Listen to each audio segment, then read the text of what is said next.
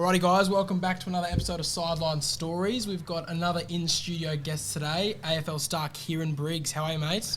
How are we, fellas? Thanks for having me. Very good. Thanks for coming, making mate. the trip out. Nah, it's back to the homeland out here in the west, so I'm happy to do it. Yeah, boy from the west, it's good. You know, it's good that you ended up at the Giants then. Yeah, very happy to have ended up there. Obviously, growing up in Western Sydney was good. Sort of went to school locally and just around the corner here at Oak Hill. So getting back out here is always nice and refreshing. Not that I've lost touch with it, but it's good to see familiar faces and speak to you guys. Lovely. That's good, mate. How do you guys feel so far this year, Giants? You guys had a good pre-season and you guys started off red hot, but how you guys feeling? Yeah, it's a bit of an interesting one. I got asked this the other day.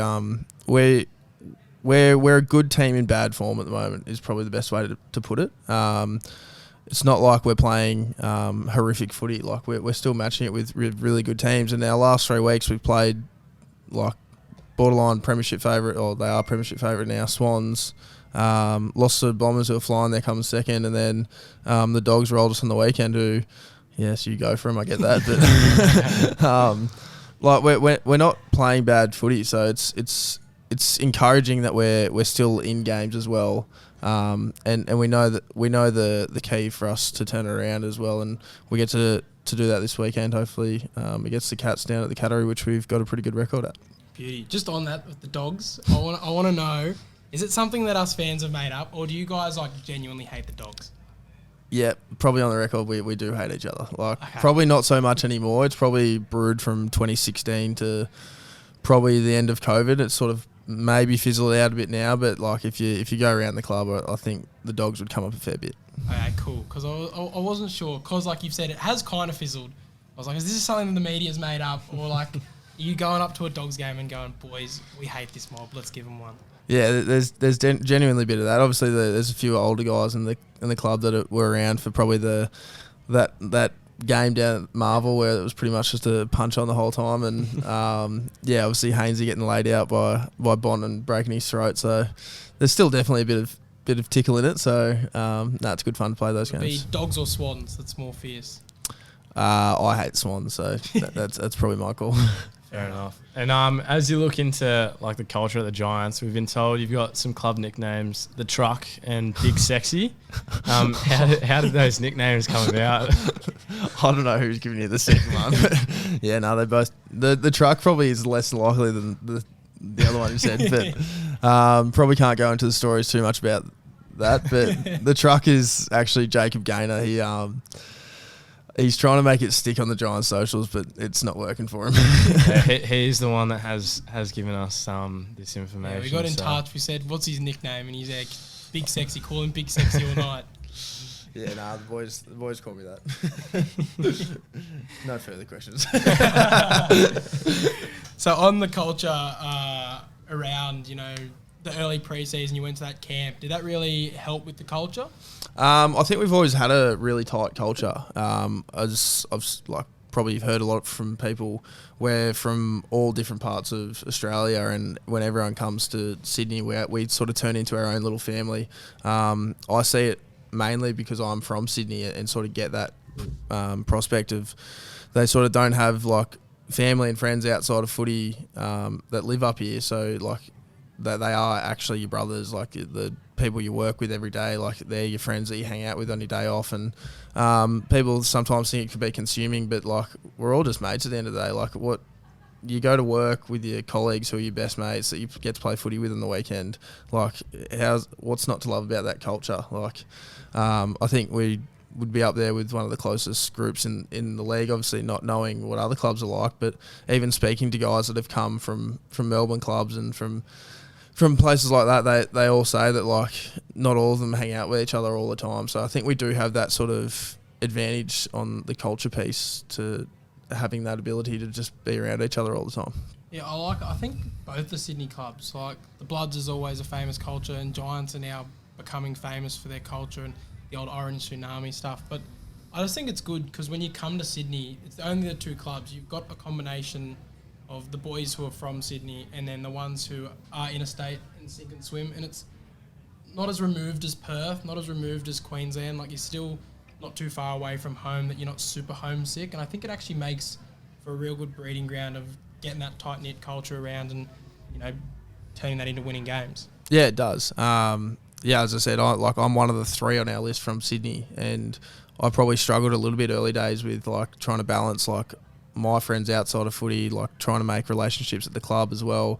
It definitely works in favour of our group being a tight group. Yeah, cool. So on that note, we'll move through your career in general. We'll start at the beginning like we start with everyone, and I feel like your story is going to become quite a famous one. You've probably told it countless times, and in saying that, I'm sorry, I'm going to get you to tell it again. But with just one little detail, I've been told from a little birdie, is it true that your friends actually asked one Andrew Milne to fill in for the footy team before you? Andrew is probably not the most coordinated person to play that. He claims it could have been him. It could have been him. I don't think it would have been him. I'm glad to say it wasn't him. I don't even know if he was there that night, so that's how much I remember of him.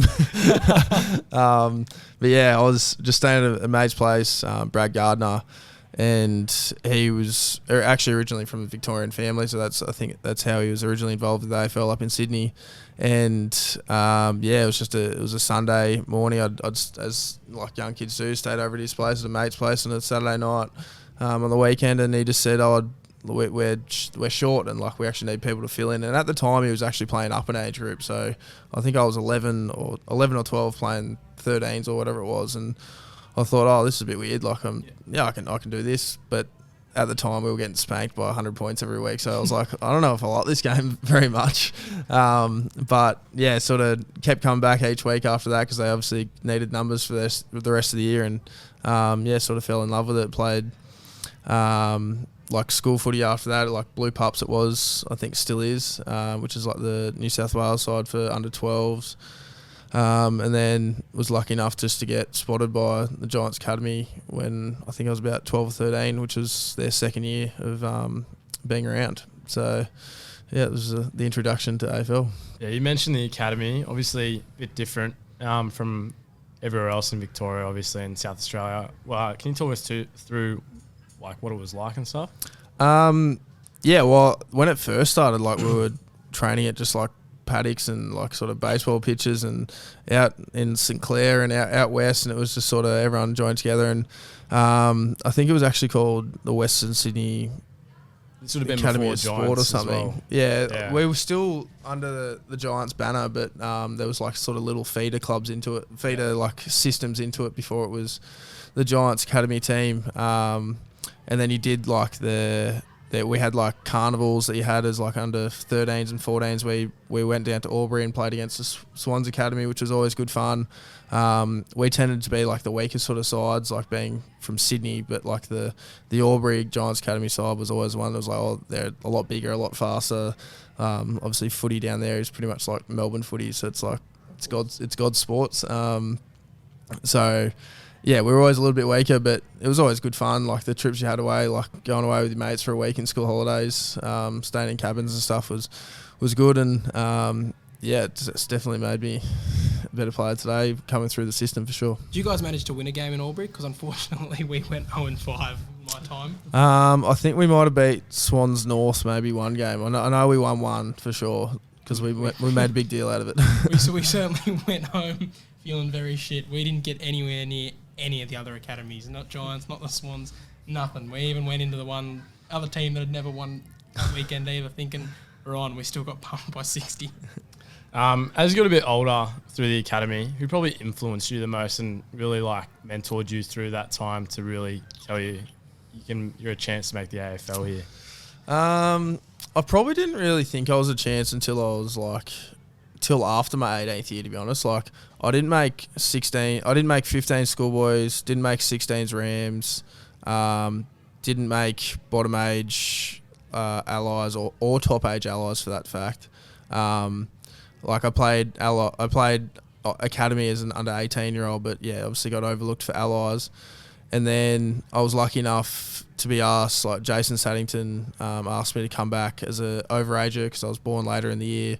I'd had an injury to my knee in my 17th year, so I sort of missed a year of development per se. And as the old sort of saying goes, like bigger guys tend to take a bit more time. So he gave me that year to sort of develop, and I was actually lucky enough to train full time with the AFL side, which probably fast tracked my development there. But so for my actual draft year, I was a 19 or turning 19 at the end of the year, and was able to train full time in a AFL environment. I think I put like 8 or 9 kilos on in a year, which was a lot. And I was just working like night shift or not night shift, but doing late night shifts at Coles, just trying to get by as well, bit of pocket change. And it was actually Shane Mumford when I went to the club. He was like, "Well, if you're gonna do all this hard work and you know do all the hard yards, and you may as well actually do it properly. Like, don't come to training and sort of like think it's a slog. Like, if this is what you want to do, then don't leave any stone unturned. Like, do it properly." Fair enough. You mentioned Coles. Not sure if you can remember. I actually used to work with you. When I was at Coles. This is years ago. He was debating. I was like, I don't know if I'm going to bring this up. I was I would have been 14 then. You would. I'm not going to lie to your face. I didn't remember. I just remember that when we had the clock off machine, they put your face on the clock off machine. I remember that. That's all I remember. I don't think I ever talked to you, but I do remember you worked there when I was there, so I had to bring it up. We got scared and run the other way down the aisle. Yeah, probably. I was a little like 5 foot back then. Oh well. When it comes to Pennant Hills Footy Club, it's a club that's seen a lot of players actually come through. It's probably, I would say, one of the more successful clubs, if not UNS, especially out Pennant west. Hills, definitely most successful. producing swans, not swans, just AFL players in general out of Sydney. You've got Braden Campbell, Mark Schieffer, JP, yourself. So, how was that going through like that club? Was there any avenues set up in that club to make that bridge to AFL, or is it just by perchance that a lot of AFL talents come through that club? They've always been a good family club. Like, that's sort of like from a culture piece thing. Obviously, I'm forever indebted to the time I've spent there. Like, I love the club and still talk to a lot of guys that play there still. And obviously, I played in a 2017 premiership, which is one of my greatest footy memories. I don't even reckon I was 17 yet. Like, playing in an open men's granny was unreal. I can't really remember much of that night. I don't think Mum was real happy about it. But like the friendships that I've made from there, like, they're all still like my closest mates. And I wouldn't say it's a direct like training correlation to the to making it, but like the guys that have come through there, the club has always been so encouraging of like being a better player. Like, they weren't pissed that I wasn't playing with them each week. They were happy for me to be playing NEFL footy, like, even though it meant I wasn't playing with them. They obviously knew that I wanted a bigger picture, and they were always supportive and loved hearing about what I was doing, and then welcomed me back when I was ready to play as well. So I think I only played 2 games in the season that year for Pennant Hills. I think one of them was my debut for Prems. I played in a quarter of a game, and then it got called off because an ambulance was needed. And then I played the 5 finals games, which we did it the hard way.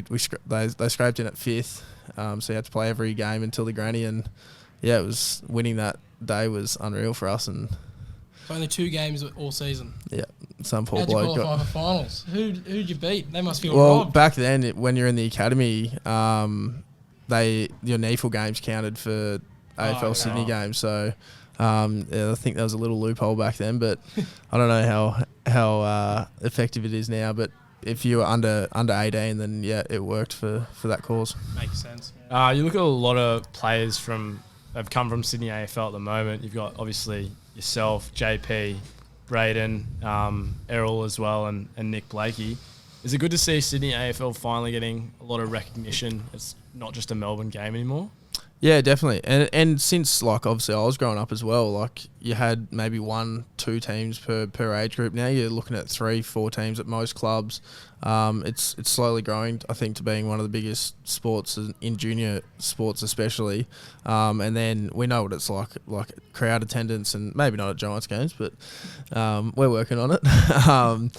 like attendance to games and viewership is phenomenal for AFL compared to other sports, and I think it's slowly even at like going out to clinics and things from my first year, which was only like the end of 2019, like to now, like you just have so many more kids that actually know what AFL is and like know the skills and things like that. Like they're not passing it like rugby league ball, they're actually handballing it and kick and drop punts and things like that, which is, I mean, kind of cool to reflect back on. Like I wouldn't have done that as a kid, and they would get so much out of us coming to their junior clubs and schools as well. Yeah, I'm glad you've said that with the junior clubs, because you're right. Like we were scraping numbers together. I remember our under-17s.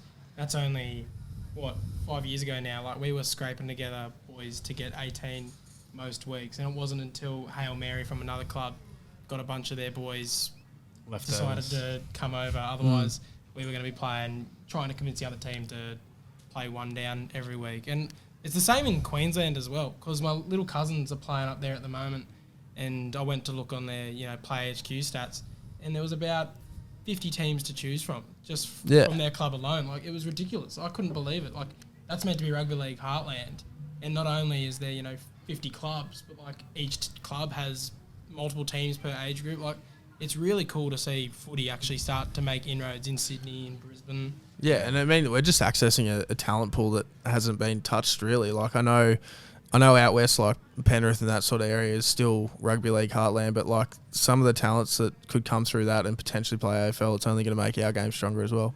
I think it's really big that you see a lot of the stuff that's coming out about Giants Academy and Swans Academy. Melbourne are starting to make excuses already, saying it's overpowered and stuff. That's how you know that the talent's really rising down up in Sydney. Yeah, and it's still not even a contention. The kids that play down there, like this is always a chat in the locker room. Like obviously the Vics are better. They've got every second kid playing, whereas we might have 1 in 6. Like it's not like I'm not arguing like Victoria have had better pedigree in the last whatever it is, but they've also had double the amount or triple the amount to choose from. So, I mean, yin yang really. Yeah, exactly. And then when you did get recruited through the academy, like you said, it was the Riverina boys. Yeah, literally. It's now looking really good. The Western Sydney Academy, all the boys out at BISP, they're now, I'm pretty sure, training with you boys at the actual training centre. But like now they're all actually getting recognition. A lot more talent's coming through that centre. Like they're no longer having to rely on the Canberra and South boys. Yeah, definitely. I mean, it is good to see. I think the Allies team just came out the other day, and I think there was one kid from Western Sydney there, and I mean it's good to see that. Like he's a young, I think his name is Joey or something. Yeah, he trained with us in the pre-season. He looks like he could be a pretty good. He went to Oakhill as well. That's Josiah? There you go. Yeah, there you go. Absolutely gun. He plays with us at East Coast. So. There you go. So he's been going good at training, has he? Well, he trained with us in pre-season. I haven't seen him since, but I no doubt he'll play some VFL games at the back end of the year. I think he might have even played a few already this year. Lovely. We'll move into your just like the Allies and draft here. So how was obviously NAB League series? Back then we didn't. Oh yeah, we did. We did play it, but it was more. Whatever it was called. I think we did. We just did like an academy series. So we played Tassie, Queensland, the Queensland academies, obviously Swans, and then us. So there's 5 of us. That like you sort of look back on those carnivals and things, and you got to travel on the weekend as a kid, and you got days off school on Friday, and all those sort of things was grouse. Like you go away with your mates, you get to bunk with one of your best mates, and even if you didn't know them, like you knew each other pretty quickly, and going away to like surfers or something like that as a 18, 19-year-old kid was good fun. And so I was lucky enough to play academy. I think I won the MVP for academy, and then I was like, well, I should probably get picked for Allies here, and then got picked for that. And we had like the talent in our team. I think we might have had 5 of the top 10 or whatever it was. Like we had Blakey, Taron Thomas, probably not the best name to bring up, but like Tom Green was playing bottom age when I was coming through, and he's a superstar now. Jacob Kaczynski, sort of like we had a lot drafted out of our team that year, and our Allies team went actually pretty well that year. Probably should have won a few more games, but sort of probably not training together, like Vix and that do probably hurt us. But yeah, definitely a fun experience. And you think it's the be all and end all, but it really isn't. Like, as I said, like I didn't make academy as a 16, 17, 18-year-old. I only made it as a 19-year-old. And then there's so many stories of guys that get picked up after footy, like Jake Riccardi, for instance, picked up out of the VFL. Like, I'm not saying it's not important, but like, you don't have to give up if it's not working out of the academy system either. Yeah, that's why, like I said earlier, with just Sydney in general, I like how there's just so many more avenues to footy. Like, again, it's probably not the be all end all. There are ways to get picked up in Victoria if you're not playing like Tap Cup or Talent Series, whatever it's called now. But, you know, there are blokes that go through academy, they go through Allies, they get picked up from VFL, they get picked up just from Sydney AFL in a mid-season draft. Like, I think it's good that Sydney, like, because it's not footy heartland like Melbourne, they're able to just try and put as many opportunities in front of the kids as possible to try and find their way onto a list. Yeah, definitely. And I think I forgot to mention JP is probably the other one like that. He was playing, just playing literally Pennant Hills Prems, and then we were actually in hubs at the time for the mid-season draft, and I don't even know if he might have played where it was, but he got called and he had to move up to Queensland to come and join us in the mid-season draft. I think 2 weeks later he debuted against Port. So, yeah, there's definitely stories of that just coming out of Sydney AFL teams that, guys are going well. Like Jack Buckley, for instance, was just playing UNSW Bulldogs and started playing NEFL for us, and I think he played a few for the Swans, and, yeah, he's a star at the comp now. Talk about playing allies with some of those other boys that are now in the AFL. Do you still keep that connection with them, or is it you kind of lose it when it's kind of like you're just playing in a team when you're younger, you're trying to make a name for yourself, and you still got connections with them or not really? Yeah, definitely still mates with all of them. I'm not saying I talk to them every day, but obviously when you come across them on the field, have a chat after the game, things like that. I wouldn't say we keep up with them heaps though. Yeah, fair enough. So, in that whole experience, of course, you get to go to the draft combine. Used to be Sydney boys were never cited at the draft combine unless they were insane. But again, they're starting to get more recognition. What was that like for you with the combine? I actually didn't test. I had a sore knee. The Giant, I don't know if I'm allowed to say it, but they didn't really want me to test. Just like I'd had a good series. I was Allies MVP. I think they were pretty sure they were going to take me, just depending where the bid was going to come, because there was murmurs whether Adelaide was going to take me in the first round, and pretty happy they didn't, to be honest. The Giants just basically said we're going to match you no matter what. Yeah, well, they didn't say no matter what. They're not going to tell you everything, but draft night for me was actually kind of daunting because they invited me down for the first night. It was the first year that they did the split nights, and it was a proper show. For the day, and I got invited down, and there was a lot of murmurs whether like Adelaide might have bid on me, but then they kept trading picks, and I sort of knew it wasn't going to happen for me that night, which I was disappointed in, because I was like, well, I've been sitting here all night waiting for my name to be called out, but it was sort of a weird feeling that night, because the Giants, the guys that got picked up that night, they sort of went down, had a celebratory drinks down at one of the pubs, and the club said, oh yeah, just come along. I was like, I feel a bit weird, like you haven't actually officially taken me yet, but I went down, it was all good, and the next day I was one of the first few called out, so it was easy after that. When you were at the draft, did you talk to any other clubs at all? Did you get any questions from them? Any of those club interviews? Yeah, no, I did. I think I did most clubs at the combine. What's the weirdest thing you got from them? Is there any real weird questions? You hear a lot. You hear sometimes that they are. I think they said Swan said Clayton Oliver was too fat or something as well. Something like that. No, I didn't get anything too curly. I know a few guys had sort of discrepancy pulled up. There was a guy that was in a fight at a country town that was wouldn't have even been recorded, but they brought it up, and he just had no idea how they would have known about it. So they know everything apparently. And yeah, after getting drafted, obviously going to the club, like you said, you did train with them a bit previously, so you probably knew a couple of those boys. So you were pretty familiar with it from academy, or was it was a real transition. It was easy transition for myself, because I'd spent the whole year. I was pretty much just an unpaid, fully listed player, which kind of sucked. But yeah, it was everyone's, as I said, like our culture is so welcoming, and we sort of had guys like, I mean, Heath Shaw that was a bully at the club at the time, but thankfully I got along with him pretty well. Like, although he hung it on me a lot, he also helped me out, and I also had like Shane and stuff. I was learning off him, and he was sort of a mentor for me. And the transition was pretty easy, I think. And as most guys that come in say that, like we're all welcoming. We all spend a lot of time together, so it's easy to get to know one another. So when you went into the club, like at that time, it's pretty stacked with ruck talent. Like you had Shane Mumford, for those of you who don't know out there, but then you had like a string of backups you included. So was the competition fierce, or was it kind of known, look, Shane Mumford's here, as long as he's healthy, he's playing, and you guys are just going to be basically competing for whenever he retires, sort of thing? Yeah, well, Flinny was there when I was first drafted, and then Big Dawson Simpson as well. So I sort of knew I was like pretty far down the pecking order, and my way in was probably as a forward rather than a ruck. So, and a lot of the time I did play forward, like in my first few years, rather than ruck, because it's just sort of how it went.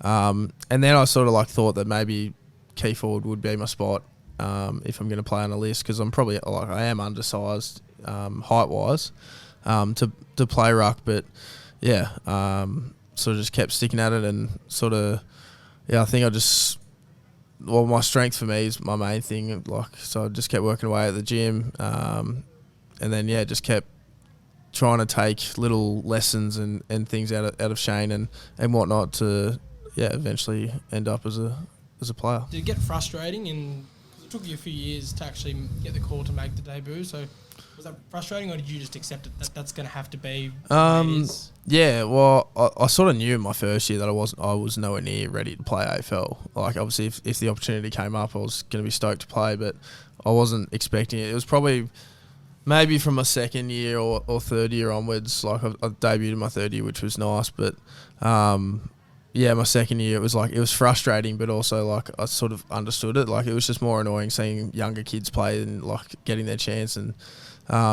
just being so eager to play. Like it did drive you as well to be a better player, which I'm thankful for. Then we talk about your debut, 2021, round 9, Richmond at Marvel. Talk us through the day. You're nervous, excited? Yeah. Was this COVID year? Would have been the year after. Would have You been probably still. year before. It might have been like Just the getting second point of COVID. So Yeah, I can't. Well, I think we flew down the day of, to be honest. So that was a little bit rattling to start with. Like, we usually fly the day before. It was actually funny. The game started. I didn't realise the game had started. Like, I was standing at full forward, and I was like, "Oh, the game's on!" Like, I was sort of looking around the stadium.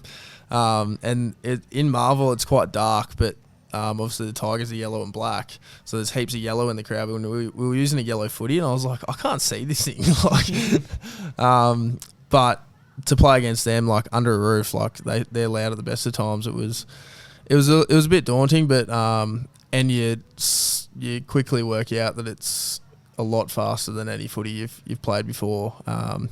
And I probably got found out like that I wasn't quite at the level at that point in my time in my career, and it was good to get a taste. And so I think I played 5 games maybe that year, and I knew that I'm probably going to have to do a bit more here to become an established player and to be able to play week in, week out, because this probably isn't going to cut it. Did you get that debutant treatment with you had to FaceTime your parents, or the old kick this guy when you're in? Mine was a bit easier because being from Sydney, so I actually somehow managed to get my sister to get mum and dad at home, and the media crew followed me out there, and it's actually a pretty funny video. Mum comes upstairs from downstairs fridge. She's got a beer in her hand, and she's like, "What's going on?" We laugh about that a bit. Oh, nice. Well, moving forward a little bit more, you apply your trade, like you said, only playing a couple games a year till we get to last year. Absolutely dominating VFL. Then round 10, get the call up, one of the most ranked players on the ground. Then they give you another game, and then sort of trickle effect keeps on going on. What sort of triggered that form for you to be able to cement that spot? Yeah, I actually don't playing VFL was it was good. Obviously, to apply hard, but I was getting frustrated towards before playing. Sort of talking to the coaches each week. Oh, it might come. Like it just keep plugging away. And I thought that we actually might have played 2 rucks, but when Shane told me I was playing, it was actually Kings that didn't actually tell me. Shane told me I was playing. He's like, "Nah, it's just you," and I was like, "Oh, okay." Like, and then I sort of half second guessed myself whether I was ready to just play solo ruck. But yeah, playing that game, we lost, but I felt like I had a good game myself, and I just took a lot of confidence out of that. To like, my form in the VFL was good enough to stack up in the AFL, and everyone around me was stoked that I was doing so well, and I probably play off a lot of confidence a lot of the time, and I just sort of flourished for that for the rest of the year.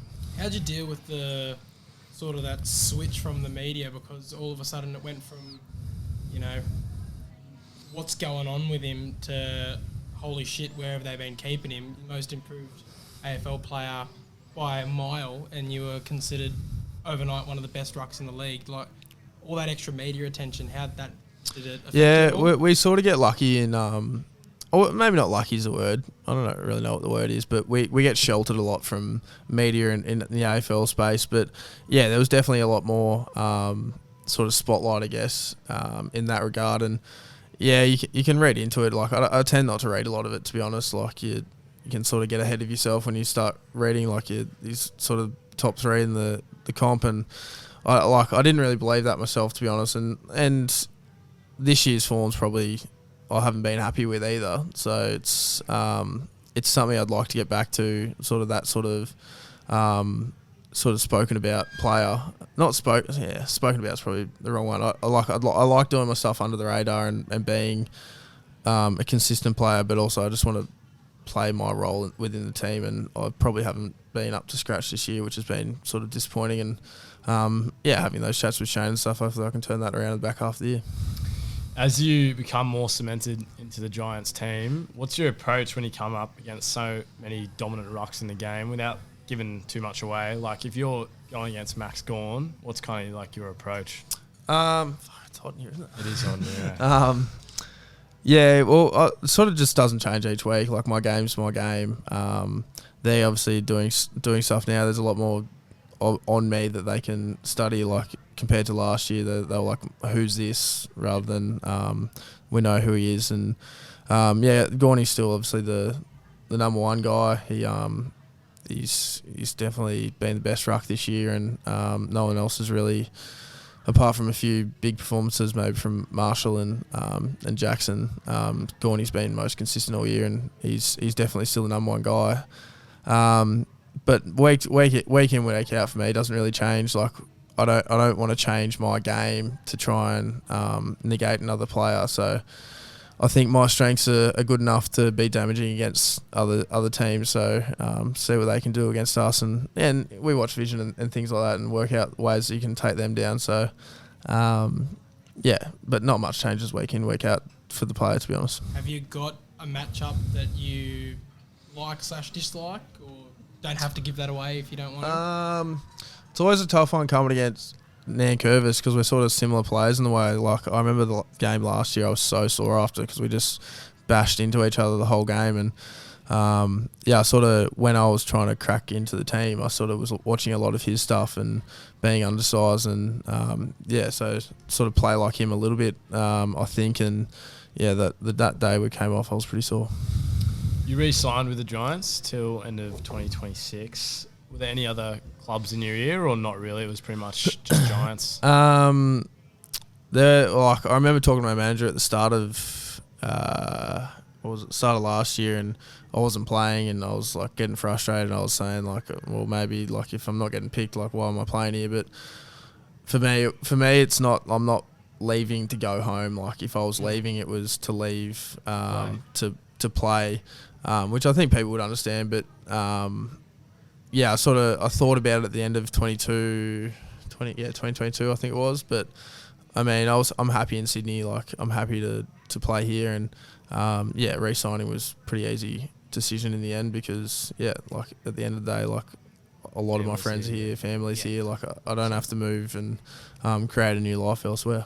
Especially since they're on an absolute roll. Like I know, the experts out there didn't expect much of the Giants last year, and you ended up in a bloody prelim against the Pies and only missed it by that much, and they go on to win the flag. So going into that final series that no one seemed to expect you to make. We'll talk about that prelim in a bit, but so you've probably seen it. You may not have, but Phil Davis and Heath Shaw had an interview, and they were discussing who are the keys to the cogs here at Giants, and they said you were, if not one of the most important puzzle pieces going forward into the final series, and then just in general the club's future.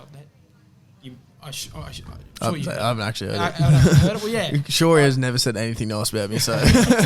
Yeah, Shaw said to Phil Davis, like, look, who's the most important piece of the puzzle here? And he said, look, you can have your cogs and your greens, but players like Kieren Briggs are what's really going to bring it all together and make sure we get as far as possible into the final series. So how does that make you feel hearing that from two of the club's legends? Yeah, no, it's very humbling, I guess. And in speaking with it, I like that sort of pressure to play under, because I feel like I play better when my back's against the wall a bit rather than being comfortable, I guess. So, to hear that is good. And I think I do, when we're playing better, like I'm playing better footy, I'm walking taller, we walk taller together. So, hopefully I can sort of emulate a bit of that form coming in for the rest of the year. We talk about that final series. I'll put it back on you. Who do you think is the most important piece of the GWS puzzle going forward? Well, Sam Taylor's probably one of our, if not our best player at the moment, and I would hate if he decided to leave. He's a plug in our defence, and getting past him is hard at the best of times, but he's one of those defenders that he doesn't just peel off, like he beats his man first and then helps out. So he's generational for sure, and he's just a natural born competitor that we would love to just keep at our club. I love him. He's another one. I feel like you could say it about almost all the blokes on the Giants list. They just come out of nowhere, and then all of a sudden they become one of the most feared in the league. And it's just overnight. Like yourself, Taylor, like Himmelberg when he had the role switch, like Cam Green, Brown this year. Like the whole list is very under-respected, I think, in the comp. I think like you don't get enough credit. Oh, I don't know about that. They always say we have a talented list, but I think now that we have guys playing in positions that they're more suited to, don't get me wrong, Harry's an unbelievable forward as well. So to have the ability to flip in forward if we need to, but he's obviously flourished as a defender, and Lockie Whitfield he's probably one of our most important players each week with our ball movement, and then obviously Toby as well. It was good to see him hit the scoreboard again last week, and hopefully he can emulate a bit of the 2023 Toby Green. We'll talk about that prelim, mate. How was the whole day there? You guys are so close in the end. I was hoping you guys made it. Whole Australia was hoping. Yeah, I was actually my shoulder was a bit worse than what sort of got led on. I sort of had ripped all the AC tendons, and looking back on it, I was always going to play, being a prelim and playing all year, but I had 6 needles to play the game. I had three before the game and 3 at half time. I've never been in so much pain after the game in my life, but I would definitely do it. Would definitely do it again. Like I said, I was fit to play, and I can't use that as an excuse. 98,000 or 99,000 of the G was unbelievable. You can't actually explain it to people that ask about it. I've so many mates that ask what was that like? I'm I can't tell you. It was just phenomenal. There's a photo of our team obviously standing together in the huddle, and I'm just looking up at the crowd going this is insane.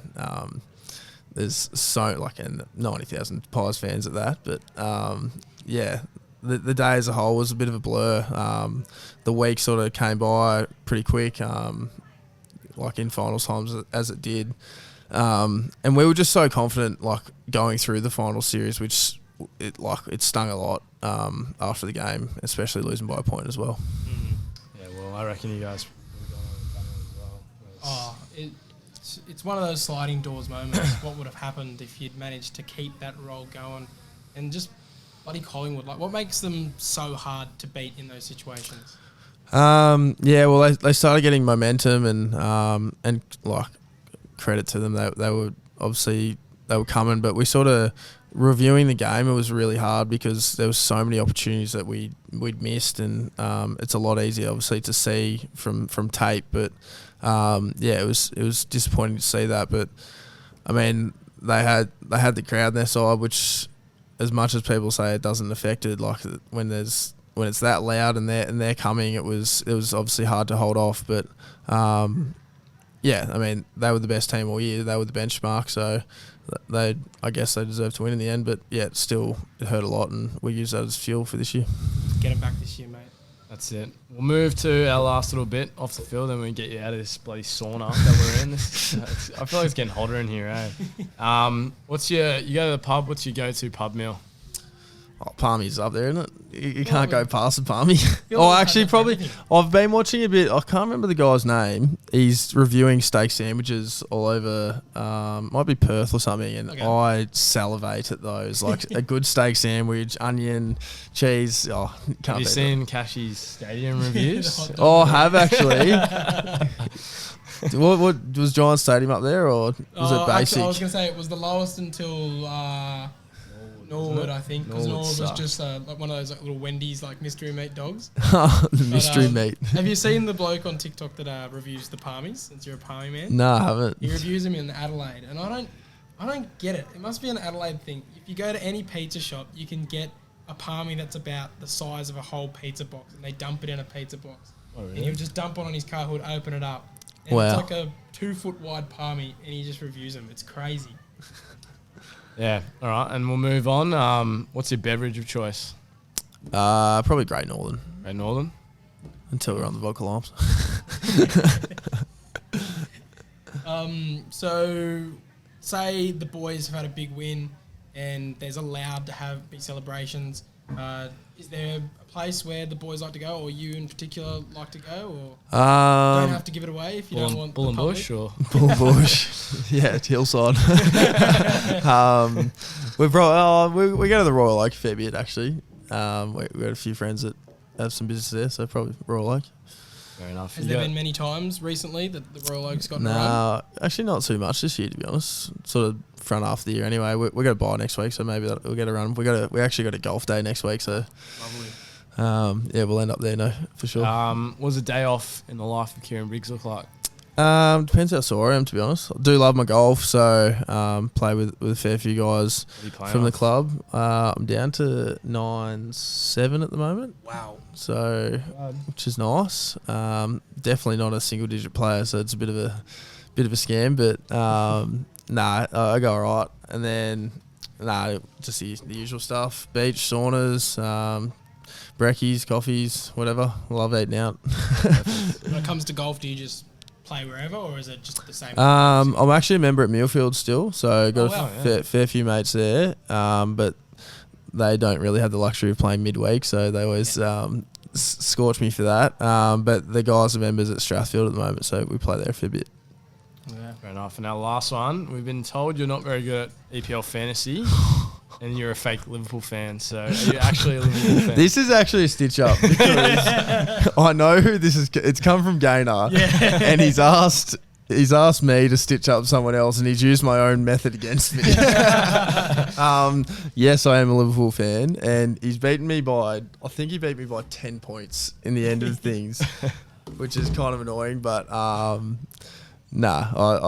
it was good fun. We sort of had a group this year that there's about 14 of us that did APL Fantasy, but we did it as a total points ladder, not as a, you know how most super coaches and things do, as a head-to-head, which I didn't love because, you know, some weeks there's like tokens and things you can use, probably similar to Supercoach, that it would be more strategic to use against certain players to get a win. Like if you're coming up against a side that's obviously going, or like a guy that's going well, like you might use your bench boost or something like that to win the week.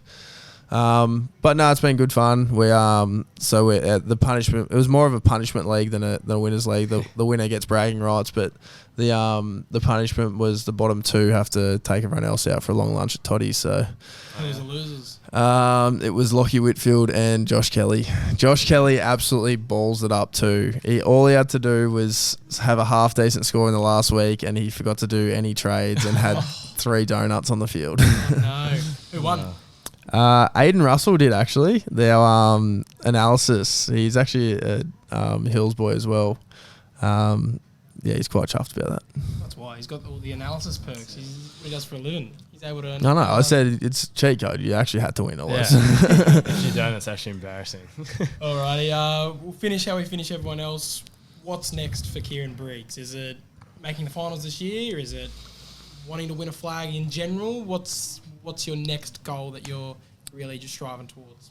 Yeah, I'm actually not a massive goal setter. Like winning the flag this year is definitely number one. I sort of look at each week and not try and get too far ahead of myself. But I think we have a really special group at the Giants at the moment that we're not only capable of winning one, but I want to win like multiple over the next few years. And a lot of guys, especially the younger guys in the team, have that ambition. And if we can keep the sort of group we have together at the moment, I think we should hopefully be successful for years to come. Yeah, the premiership window is definitely open, and I hope it comes because I reckon I'll go back to it. The Dogs, if you had beaten the Dogs in 2016, I reckon you would have gotten up and the club would have had a flag there. But I reckon, you're one of those teams, you make the game, anything can happen, and I reckon you boys can get it done. Yeah. Thanks for coming on, mate. Appreciate it. No worries. Thanks for having us. You're a very better much. bloke than your brother.